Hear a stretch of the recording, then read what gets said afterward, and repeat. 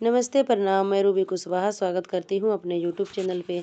आज मैं एक शगुन का गीत गाने जा रही हूँ, जिसको कि हम लोग में बोलते हैं कि लगन चढ़ता है। जो लगन लेने के लिए आते हैं तो उस टाइम ये गीत गाया जाता है, तो उसी का शगुन बोलते हैं। शगुन भी बोलते हैं, बहुत लोग लगन भी बोलते हैं। तो वही शगुन का गीत गाने जा रही हूँ। आप लोग को जैसा भी लगेगा कमेंट में अवश्य बताइएगा, और लाइक कीजिएगा, सब्सक्राइब कीजिएगा, ज़्यादा से ज़्यादा शेयर कीजिएगा। आइए हम सुनाते हैं। अरे यरे सगुना, यरे यरे सगुन सगुन माले ले या। अरे यरे सगुना, अरे यरे सगुन सगुन माले ले या। तो हरे सगुन माए सगुनी होवेला बिया। अरे तो हरे सगुन माए सगुनी होवेला बिया। अरे यर पसेरिया, अरे यर पसेरिया सिनुरवाले ले या।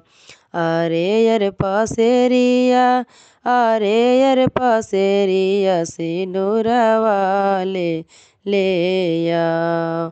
तो हरे सिनुर पसेरिया होवेला बिया।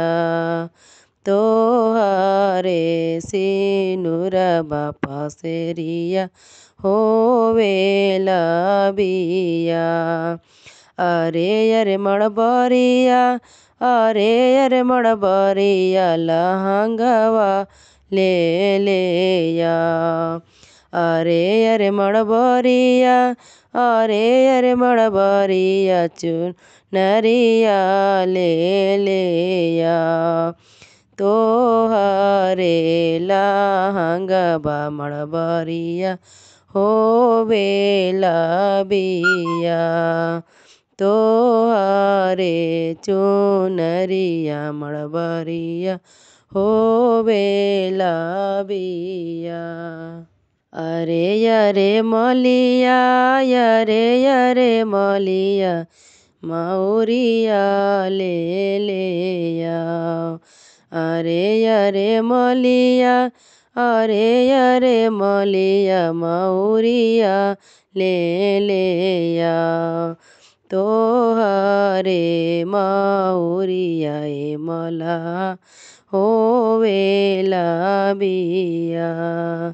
तो हरे मौरिया मलिया होवेला बिया।